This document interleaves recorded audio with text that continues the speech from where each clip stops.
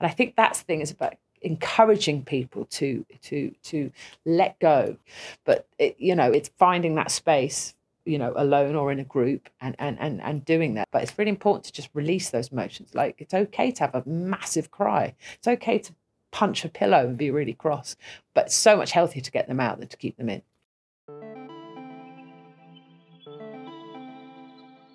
Across the globe, we lose one man to suicide every minute, every day. So we're on a mission to inspire men to talk more, to listen, to support, and to be there for each other. A mandate means asking your mate out, checking in, letting him know you've got his back no matter what.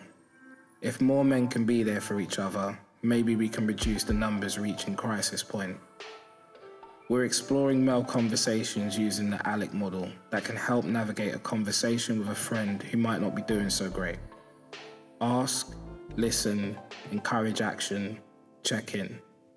I've worked in the music entertainment industries for the last 20, 25 years, across all different aspects. I remember a few years ago mentioning it to my own colleagues, who are mainly male, about mental health, highlighting the fact that it shouldn't be a difficult conversation for people to have. I've been working with music support recently on trying to change touring, for example, to make people feel that they can, that there's people that they can talk to if they are struggling, and it's not something they have to carry. It's not a dirty secret.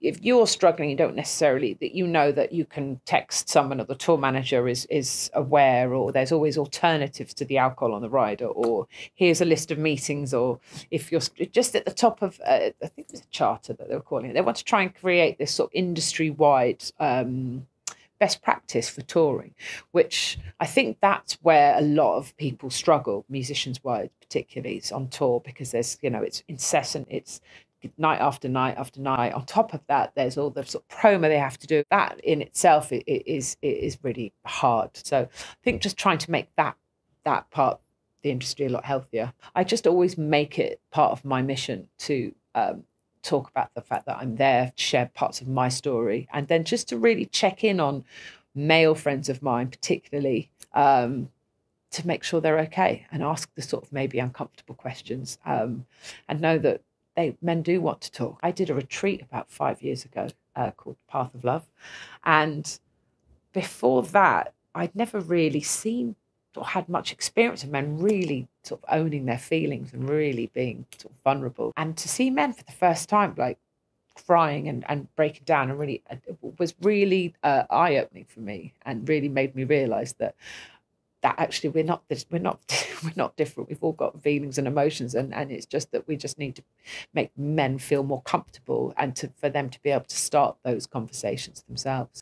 How many times have you sort of felt like you're the only one with a sort of a certain problem or certain issue, and then as soon as you hear someone else sharing about it, it's like, oh, and just that shared experience, you're not alone. And I think when it comes to addiction or mental health, and it's all about connection, and that's why building communities of people, making people, checking in on people, making people that's what we need. That's what we need to survive. We all wear multiple masks depending on who we're with, or where we're at, what we're doing, and it's exhausting, utterly exhausting. But yeah, that's the thing about finding, is give people having a safe space where they can take that mask off and not feel judged, or feel they're going to be laughed at, or feel, that's the thing. We only keep that mask, is only there as a safety net. So I think it's important that we create these safe spaces for men to be able to have conversations where they can kind of be honest about how they really feel. I don't know what the longest I've spent without making music, but it's hard for me not to make music, because not only is it something that makes me feel better and it's a release, it's like from a young age, it's almost like was like my babysitter, like having my mum working all the time, older brother always out, obviously just me and my younger brother, who's my manager. It's bad. He's my manager. It's the only thing that kind of like, when everyone's out of the house, this is what listens to me. This is what feels all my feelings, and it's kind of like my best friend in a way. Like, obviously, because I'm a producer, it's no lyrics. So it's kind of like half the conversation of like releasing whatever's in here kind of thing. So yeah, it's been that one thing that if I'm stressed, if I'm happy, if I'm sad, whatever, when I get home, even if when I wasn't like 100% in music, when I get home, I have to touch my computer. For the artist first, as a producer, my job is to help you get whatever is in your head out here and then marry it with what I think fits it best. So I have to marry your lyrics with the right music and the feeling that matches those lyrics. So my sessions always start off with a conversation. How you doing? How you been? What's been going on? And that conversation usually takes up like 2 hours of the session, creating the safe space for the artist to be able to open up, no judgment, and express themselves however they need to express themselves. And if it goes too left, it's me. I'm almost like a therapist in a way. And I'm kind of just leading you the right way for you to come and lay down a piece of you. I feel like producers, we've got a really, we've got an important job, like catering to the artist. So I need to understand what's going on with you so I can get exactly how you feel out here so we can pass it on to the people. Because you never know, that thing that we're doing might go on to save some people's lives, man. If you're making music from your heart and you feel it and you're going through it, there's going to be a million more people out there that will connect with that. Everyone connects with emotions. We're human. We're emotional beings. So if you're making music from here, not from here, but from here, even if the people don't know what you're saying, they'll feel it. What people tell me that I'm really good at is matching emotion and then making you dance to it. So a lot of people connect with my music because they feel it, and then at the same time on the dance floor, they remember it because it made them move and it made them feel kind of thing. So yeah, my biggest thing is like self-awareness. I'm very self-aware, reflective, and that comes from just how I grew up. Being a middle child, you're kind of just left to your devices. You're the kid that's kind of just, if you ask my mom, she'll be like, oh, I never have to worry about him. He's always okay. No, I have no choice. I have to figure it out. And most important relationship is me and my younger brother. Like, we're literally like that. And I've never had a fight with my little brother. My relationship with him was always like conversation. There was, sometimes as an older brother, like your little brother might say something to you, like he doesn't like something, you're like, what? There were times where he would tell me he doesn't like something, and that pride, that I'm your older brother kind of thing will kick in, but I'll stop myself. And I'll just listen to him. Why? What did I do? We have a conversation. It's like, because I care about him, I listen. From young, we just built that kind of relationship where we just speak. Even now, as my manager, if you meet my younger brother, you think he's older than me. Like he's just mad mature for his age. We just grew as just like, it's almost like best friends, basically. We've never had, even with business, we just talk. If there's a problem, we just talk. We literally just talk. However difficult the conversation is, we speak. I'm grateful for the people around me.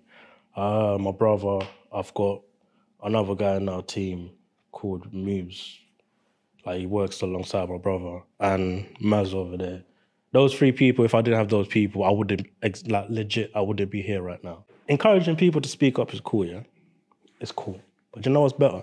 Encouraging everyone to create a safe space so people are not scared to speak up. Because one thing I can tell you about being like in a dark space or being in a space where you're having suicidal thoughts or whatever, is like all your energy as a person that's in that space is you're using it to hang on. So for people to come in and be like, oh, man up, bro, I'm here. But if people come around me and create a safe space for me to just be like, oh, you lot, this is how I feel. I say these things from a place of experience, bro. Like, one of the best things people can do is create a safe space for your people. No judgment, no nothing. That way, bro, if I'm going through something, it's easy for me to be like, yo, bro, can I chat to you quickly? And another thing is also educating the people around, especially for me, like in my ends, no one knows about therapy, bro. Like my brethren Muse had to come in and then advise me to do that. One of the best things I've ever done for myself, bro. Like the best decision I've ever made in my life. Bro, this is the strongest I've ever been mentally. Like right now, no one can stop me. Nothing in the world can stop me. I'm becoming the person I've always thought I could be. And that started from going therapy. It's important to understand yourself what triggers, understand how to keep your mind good and clear so you can see where you're going wrong or where you're given choices, but now you're able to make those choices from a place of like a healthier space, not survival.